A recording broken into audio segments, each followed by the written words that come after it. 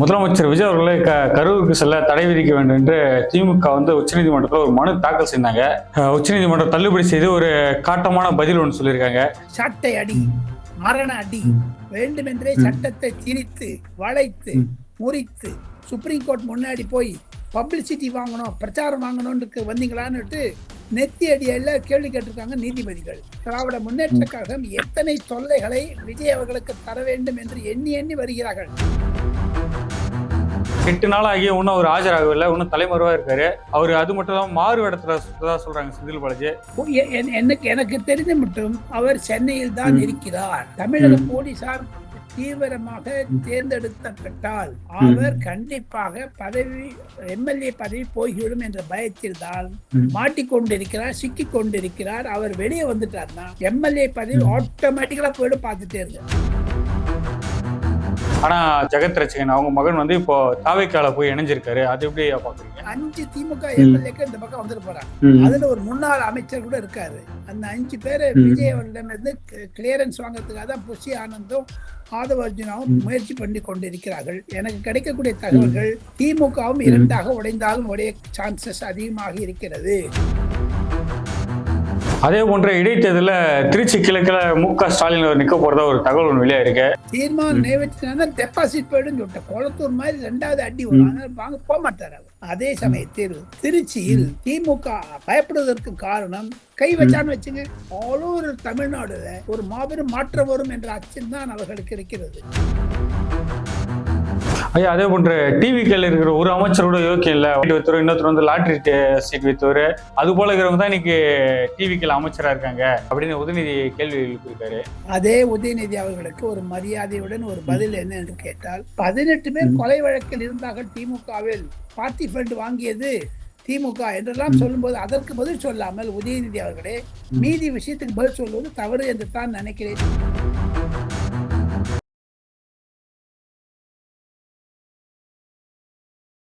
Way2Bank.com மூலம் முன்னணி வங்கிகளான ICICI, HDFC and Axisல் 9.99% முதல் வட்டியில் பர்சனல் லோன், 0% ப்ராசசிங் ஃபீ, ஹிடன் சார்ஜஸ் இல்லை. TNC apply.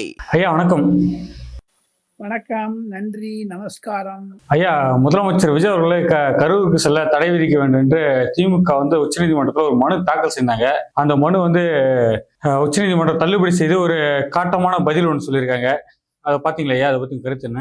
திராவிட முன்னேற்ற கழகத்திற்கும் குறிப்பாக மு.க. ஸ்டாலின் அவர்களுக்கு இந்த வழக்கை போட சொன்னதனுடைய பின்னணியில் RS பாரதி, வில்சன் போன்றவர்களுக்கு பெரிய நெத்தி அடி, சாட்டை அடி, மரண அடி.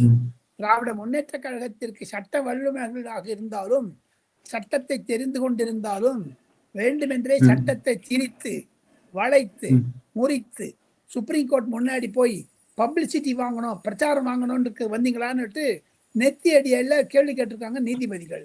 ஆக மொத்தம் இது திராவிட முன்னேற்ற கழகத்திற்கு ஒரு பின்னடைவு, சரிவு என்று தான் வழக்கறிஞர் பார்க்கிறார்கள். அரசியல் ரீதியாக பார்க்க வேண்டும் என்றால் திராவிட முன்னேற்ற கழகம் எத்தனை தொல்லைகளை விஜய் அவர்களுக்கு தர வேண்டும் என்று எண்ணி எண்ணி வருகிறார்கள். 1, 2, 3, 4 என்று. அதிலிருந்து தப்பித்து வரும் விஜய் அவர்கள் முன்னெச்சரிக்கையாக இருக்க வேண்டும். இது மாதிரியான சம்பவங்கள் இருந்து எது இருப்பினும் நாளை மறுநாள் கரூருக்கு செல்லும் பொழுது அமோக வரவேற்பு இருக்க போகிறது விஜய் அவர்களுக்கு என்பதுதான் இந்த சுப்ரீம் கோர்ட் தீர்ப்பினுடைய ஒரு எண்ட் ரிசல்ட். காரணம் என்ன என்று கேட்டால் ராஜேஷ், எக்ஸ்போஸ் நேயர்களுக்கு சொல்ல வேண்டும் என்றால், ஏற்கனவே சுப்ரீம் கோர்ட்டுடைய தலைமை அதை கரூர் விஷயத்தை மானிட்டர் பண்ணிட்டு இருக்காங்க. அஜய் ரஸ்தோகி என்று சொல்லக்கூடிய வழக்கறிஞர் சுப்ரீம் கோர்ட் முன்னாள் நீதிபதி மூலமாக SIT போட்டு அதனுடைய சார்ஜ் ஷீட் சீக்கிரமே ஃபைல் பண்ண போறாங்க. அதுக்கு முன்னாடி இவங்களுக்கு என்ன தேள் கொட்டின மாதிரி அவசரம்? வாய்ந்து அடிச்சு எது சுப்ரீம் கோர்ட் போறாங்க?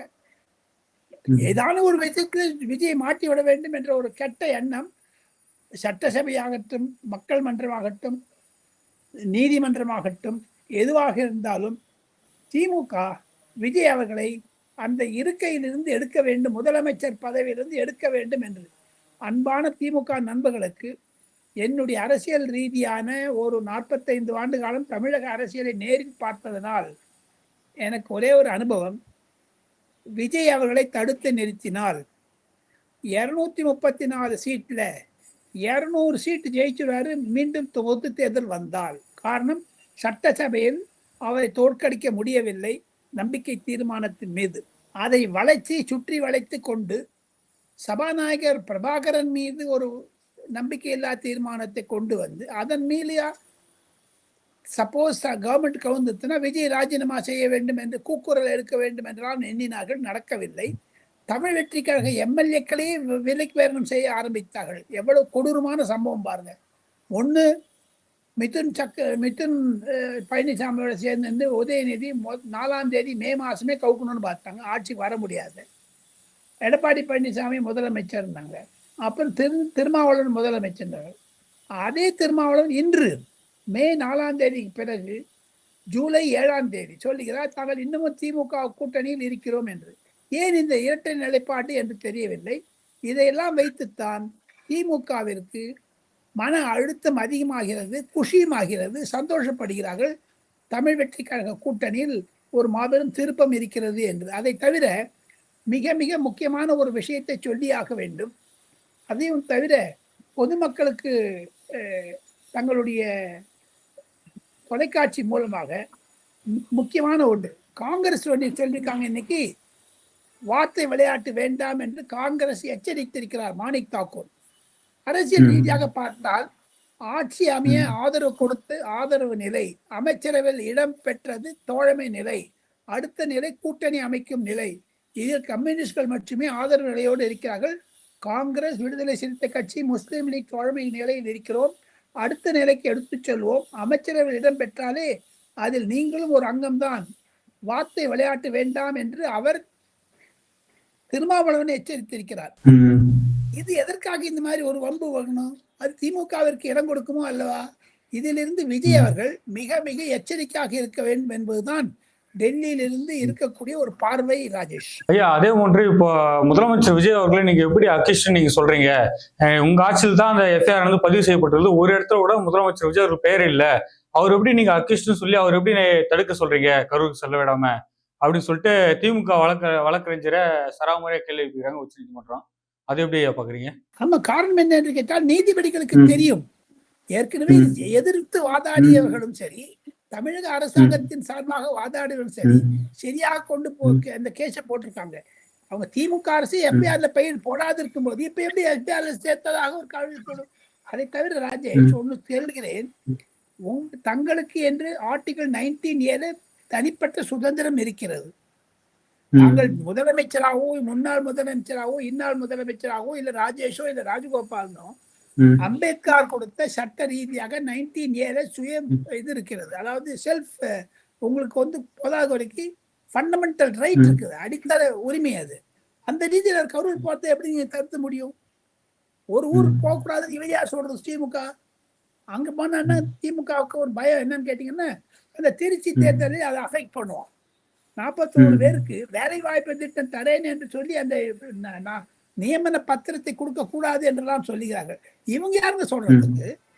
1,80,00,000 பேர் தேர்ந்தெடுத்திருக்காங்க விஜய் அவர்களை. ஆஃப்கோர்ஸ் உண்மைதான், அவர் மைனாரிட்டி அரசாங்கம் நடத்துகிறார். ஆனா தோழமை கட்சிகள்லாம் கொடுக்க சப்போர்ட். இந்த பின்னணியில பாத்தீங்கன்னா திமுகவுக்கு இந்த பக்கத்தாடி இந்த பக்கத்தாடி வேற ஒண்ணுமே இல்லை. சிம்பிள் அதுங்க ராஜேஷ். ஐயா, அதே போல அந்த 41 பேருக்கு வேலை வாய்ப்பு தரதா சொல்றாங்களா, அதை வச்சு ஒரு அரசியல் பண்றாங்க. ஐயா, இப்போ படிச்சுட்டு எவ்வளவு பேர் வேலை வாய்ப்பு இல்லாம இருக்கிறாங்க. இவங்க வந்து இவங்க ஆட்சி இவரு போனதுனால இறந்த 41 பேருக்கு வேலை வாய்ப்பு தரது எப்படி சரியா இருக்கும் அப்படின்ட்டு பல்வேறு தரப்பினர் ஒரு விமர்சனம் வைக்கிறாங்க. ஐயா, அது எப்படி பாக்குறீங்க? விமர்சனம் வைப்பது அவர்களுடைய கடமை, வச்சுட்டுக்கட்டும். ஆனா இவருக்கு என்ன கடமைன்னு கேட்டீங்க, விஜய்க்கு தான் எதிர்கட்சியாக இருந்தாலும் சரி, ஆளுங்கட்சியாக இருந்தாலும் சரி, எதிர்கட்சியாக இருந்த ரீதியிலே 20 லட்சம் ரூபாய் கொடுத்தவர் விஜய் ஒவ்வொரு குடும்பத்திற்கும். அதை தவிர தன்னுடைய கூட்டத்தில் 10 ரூபா பாலாஜி என்று சொல்லக்கூடிய அளவிற்கு அந்த ஒரு அமளியை ஏற்படுத்தினாரு. அவர் ஏன் தலைமையாக இருக்கிறார் என்று நேர வரணுமே, அப்படி செஸ்ல பண்ணிட்டு வாங்கடான்ட்டு காமிக்கணுமே, ஏன் தலைமையவா இருக்காரு? விஜய் பத்தி பேசுறாங்களே, எது அவங்களுக்கு என்ன நியாயம் இருக்குது? How can they agree that? இதெல்லாம் பேசுவாங்கல்ல தம்பி பப்ளிக் லெவல்ல. விஜய் வந்து 20 லட்சம் ரூபாய் கொடுத்ததை தவிர ஒவ்வொரு வீட்டுக்கும் ஒரு வேலை தராரு. வேலை தவிர விஜயினுடைய அது மன்றங்கள் பலருக்கு உதவி செய்திருக்கிறார்கள் இந்த 41 பேர்ல திருச்சியில. இதெல்லாம் வைத்து பார்த்தால் அவருடைய அந்த ஆத்மா சாந்தி அடைய வேண்டும் என்ற ஒரு பிரார்த்தனை விஜயிடம் இருக்கிறது. அதை பார்த்துட்டு ஏன் இவங்களுக்கு வயிற்சரிச்சு பண்றாங்க திமுக காரன்? அதுதான் சுப்ரீம் கோர்ட் வாங்கி விட்டாங்க. நன்னா இனிமேல் சுப்ரீம் கோர்ட் பக்கம் போக மாட்டாங்க பாருங்க. ஐயா அதே ஒன்றே இப்போ கண்டா வர சொல்லுங்க செந்தில் பாலாஜி அவர்களை கையோட கூட்டு வாங்க சொல்லிட்டு அவங்க வீட்டுக்கு போயிட்டு அவங்க பெற்றோர்கிட்ட போலீசார் சம்மன் கொடுத்தாங்க. ஆனா 8 நாள் ஆகிய இன்னும் அவர் ஆஜராகவில்லை, இன்னும் தலைமறைவா இருக்காரு. அவரு அது மட்டும் இல்லாம மாறு இடத்துல சுற்றதா சொல்றாங்க செந்தில் பாலாஜி. அவருடைய கேஸ்ல என்ன நடக்குது ஐயா? எனக்கு தெரிந்த மட்டும் அவர் சென்னையில் தான் இருக்கிறார்.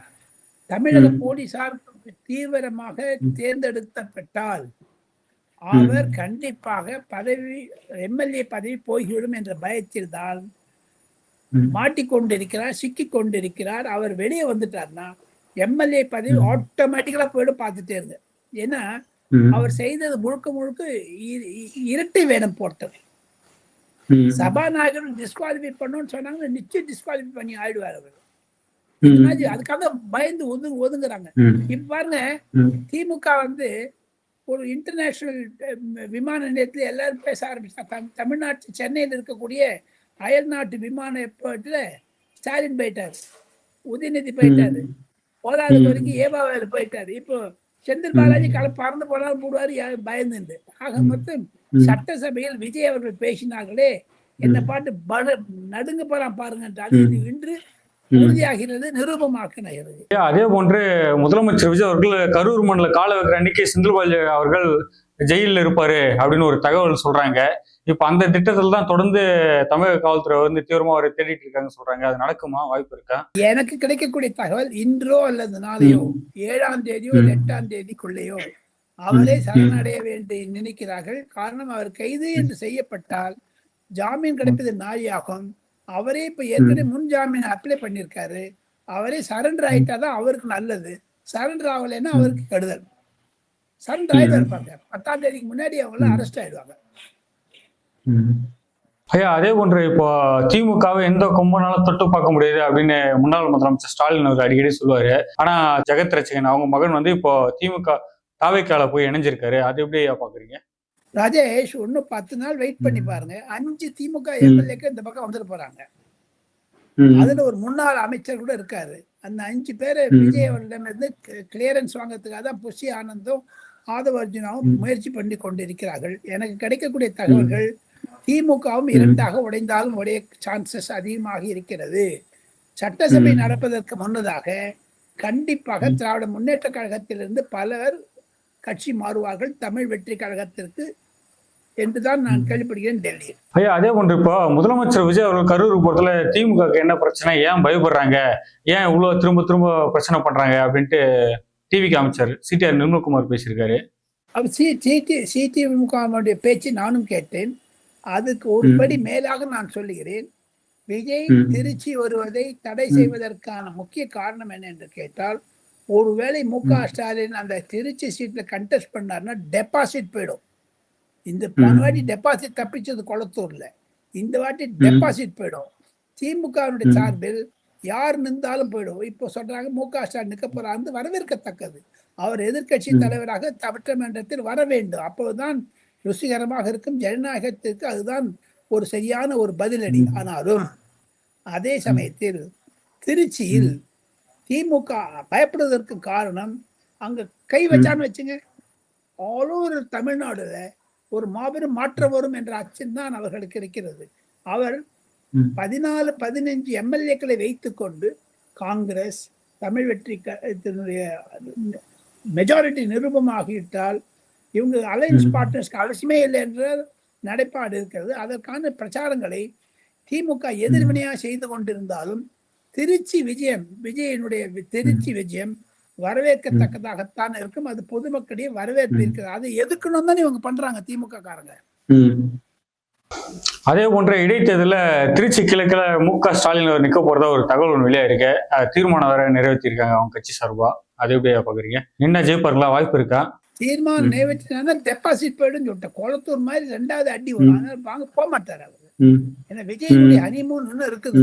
பொதுமக்களிடையே வரவேற்பு இருக்கிறது. விஜய் இதுவரைக்கும் ஊழல் இல்லாத அரசாங்கத்தை 90 நாள் 100 நாள் கொடுத்தார் என்ற நல்ல பெயர் வந்துருச்சு. அதைத்தான் பலர் பாராட்டுகிறார்கள். ஏற்கனவே சொல்ல போனீங்கன்னா தமிழ்நாட்டில் ஊழலற்ற அரசாங்கம் என்பதை பல தலைவர்கள் பேச ஆரம்பித்து விட்டார்கள். பொதுமக்களும் அனுபவிக்கிறார்கள். அதாவது எக்ஸ்பீரியன்ஸ் பண்றாங்க. வீட்டு வசதி வாரியத்தில் போனீங்கன்னா அடுக்குமாடி கட்டடத்திற்கு அமைச்சர்கள் எல்லாம் லஞ்சம் வாங்கி கொண்டிருந்தார்கள் ஒரு காலத்தில். அந்த லஞ்சம் நிறுத்தப்பட்டு விட்டது இப்பொழுது. அதையெல்லாம் பொதுமக்கள் நினைவில் கொள்ள வேண்டும். Register of sale deed sign பண்ணோன்னா உங்களுக்கு எல்லாம் போய் நிக்கச்ச பணம் கொடுக்கும். இப்ப எல்லாம் ஆன்லைன்ல பண்ணிட்டாரு. ஒவ்வொரு விஷயத்தையும் எலக்ட்ரிசிட்டி போர்ட்லையும் டிரான்ஸ்ஃபார்மர் வாங்கி உங்களுக்கு புது கனெக்ஷன் விடுமா தர தயாரா இருக்காங்க. ஒரு ஒயிட் பேப்பர் கொடுத்துட்டாங்க. இதுதான் உங்களுக்கு ஒரு பெரிய மரண அடியாக இருக்கிறது. அதனால்தான் விஜய் அவர்கள் ஊழலற்ற அரசாங்கத்தை கொண்டு வந்தார் என்ற ஒரு பிம்பம் வந்து விட்டதனால் காங்கிரசும் சரி, திமுகவும் சரி, விசிகாவும் சரி, கம்யூனிஸ்ட் கட்சியும் சரி பயப்படுறாங்க விஜயை பார்த்துட்டு. சமீபத்தில் நடந்த கூட்டத்தில் விஜய்க்கு அருகே உட்கார்ந்திருந்த ப. சிதம்பரம் கூட, அனைத்து கட்சிக்காரங்க கூட திமுகவை பார்த்து இன்னும் ஒரு பயத்தை உண்டாக்குறாங்க விஜய் கிட்ட. இதுதான் விஜய் ஜாகிரதையாக இருக்க வேண்டும் என்பதுதான் என்னுடைய அரசியல் நிருபராக, அரசியல் ஆசிரியராக நீண்ட காலம் தமிழ்நாட்டை பார்த்ததுனால். ஏன்னா ஒன்னே ஒன்று ராஜேஷ், தமிழ்நாட்டில் வந்து இருக்கக்கூடிய 50% எம்எல்ஏஸ் தான் ஃபர்ஸ்ட் டைம், மந்திரி எல்லாம் ஃபர்ஸ்ட் டைம், விஜய்க்கு ஃபர்ஸ்ட் டைம். அவர் அண்டர்ஸ்டாண்ட் பண்ணிட்டு நல்ல ஸ்மூத்தா மெதுவா காலத்து வைக்கிற டைட் ரோப் வாக்கிங் பண்றாரு. அது நடுவுல இந்த சமயத்துல தான் கவுத்து விட்டாங்கன்னா திருப்பி இவங்க வந்து ஆட்சியில உட்காந்துக்கிறாங்கிற ஒரு ஒரு கெட்ட எண்ணம் திமுகவுக்கு இருக்குது. அதுக்கு ஏன் காங்கிரஸும் சரி திருமாவளவும் சப்போர்ட் பண்ணும் போதாங்கன்னு தெரியல எனக்கு. விஜய்க்கு ஆதரவாக இருக்கிறார்களா, விஜய்க்கு எதிராக இருக்கிறார்களா என்று தெரியவில்லை. ஐயா, அதே போன்று இப்போ சமீபத்துல கைது செய்யப்பட்டு இந்த பிணையில விடுவிக்கப்பட்ட திமுக முன்னாள் அமைச்சர் அனிதா ராதாகிருஷ்ணன் வந்து ஓப்பனா பேசியிருப்பாரு. இந்த ஆட்சி 6 மாசம் கூட நீடிக்காது, நீட்டிக்கும் நாங்க விட மாட்டோம், இந்த ஆட்சி 6 மாசத்துல கவுந்துருன்ட்டு ஓப்பனா சவால் விடுறாரு. ஐயா, அது எப்படி பாக்குறீங்க? அவர் யாருங்க? அவர் ஜெயில தானே இருக்காரு இப்போ. அனிதா ராதாகிருஷ்ணன் வெளில இருக்காரா? இல்ல, பிணையில வந்துட்டாரு. திருப்பி உள்ள போடுவாரு, பார்த்துட்டே இருக்க, திருப்பி உள்ள போடுவாரு. பேசுறாங்களே தவிர ஒன்னே ஒண்ணு, அனிதா ராதாகிருஷ்ணனுக்கு பல அணுகுமுறைகள் இருந்தாலும் திராவிட முன்னேற்ற கழக தலைவர் மு.க. ஸ்டாலினை குஷிப்படுத்த வேண்டும் என்று விஜய்க்கு மீது அவதூறு வைத்தாலும் பொதுமக்கள் அனிதா ராதாகிருஷ்ணன் மீது வெறுப்புடன் இருக்கிறார்கள். அது தேர்தலில் பிரதிபலிக்கும். விஜய் அவர்கள் மேலும் வெற்றி பெறுவதற்கான வாய்ப்புகளை கொண்டு விடும் என்பதுதான் என்னுடைய கருத்து ராஜேஷ். ஐயா, அதே போல இந்த தாவே காட்சியில வந்து நம்மளுடைய திட்டங்கள் தான் ஸ்டிக்கரை ஒட்டி செயல்படுத்துறாங்க. இப்போ இந்த ஸ்டிக்கரை ஒட்டி செயல்படுத்துறதுக்கு இப்ப நம்ம ஆட்சியா நடக்குது தமிழ்நாட்டுல. இப்ப நாம தான் முதலமைச்சர், நம்ம திட்டத்தை செயல்படுத்துற இந்த நம்ம திட்டத்தை தொடர வரைக்கும் நாம தான் முதலமைச்சர்னு சொல்லிட்டு மு.க. ஸ்டாலின் அவர் பேசியிருக்காரு. ஐயா, அது அவங்க பேசத்தானே வேணும் தம்பி. என்ன பண்ணுவாங்க? அப்ப அவங்க ஆட்சி தொடர்றதுன்னா அவங்க ஆட்சியில போதைப் பொருள் அதிகமா 714 கடையை மூடி இருக்காரு. இவரே மூடல மு.க. ஸ்டாலின். எல்லாத்தையும் ஓப்பனா சொல்றாரு. இப்போ எம்டிஎம்ஏல வந்து சென்னை மெட்ரோபாலிட்டன் டெவலப்மெண்ட் அத்தாரிட்டியில போய் பாத்தீங்கன்னா உங்களுக்கு வீடுகள்லாம் ஈஸியா கிடைக்க ஆரம்பிச்சிட்டு, லஞ்சம் இல்லாத. அதையும் ஸ்டாலின் பண்ணல, உங்க ஆட்சி இல்ல, தப்பா நினைக்காதீங்க. விஜய் அவர்கள் சட்டமன்றத்தில் சொன்ன மாதிரி, மக்கள் மன்றத்தில் சொன்ன மாதிரி, இந்த மக்களால் தேர்ந்தெடுக்கப்பட்ட ஆட்சி திமுகவுடைய தடங்கவில்லை, செயல்படவில்லை என்பதுதான் விஜயனுடைய கருத்து. அதுதான் பல டெல்லியில் இருக்கக்கூடிய அரசியல் பார்வையாளர்களுடைய கருத்து கூட.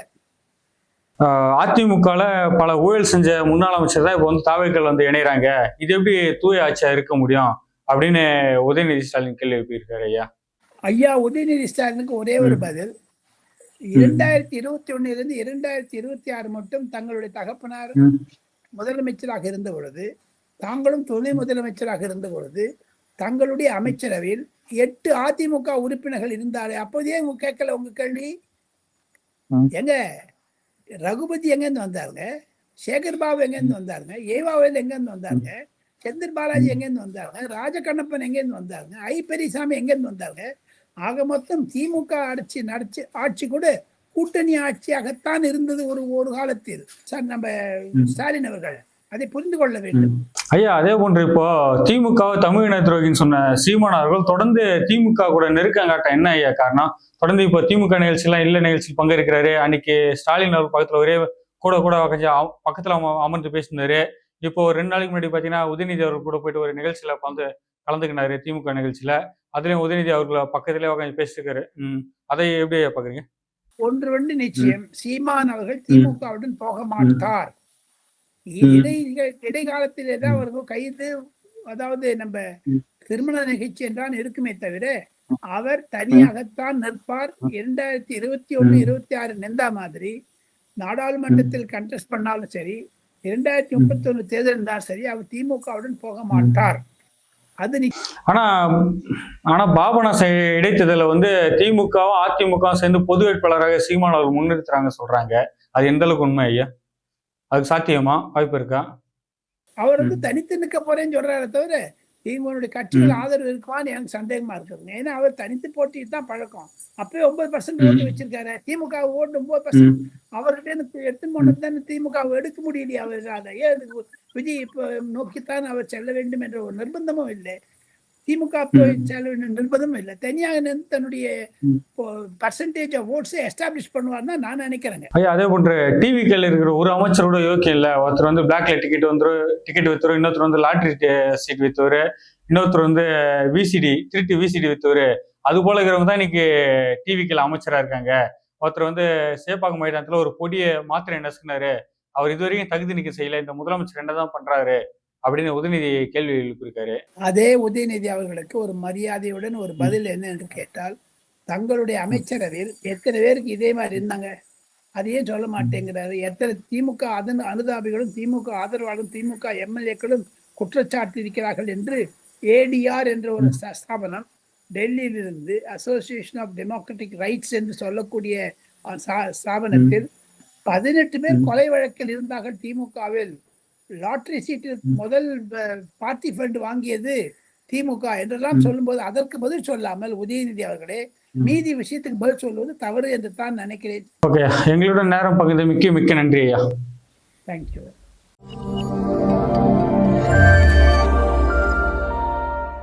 Way2Bank.com மூலம் முன்னணி வங்கிகளான ICICI, HDFC and Axisல் 9.99% முதல் வட்டியில் personal loan, 0% processing fee, hidden charges இல்லை. TNC apply.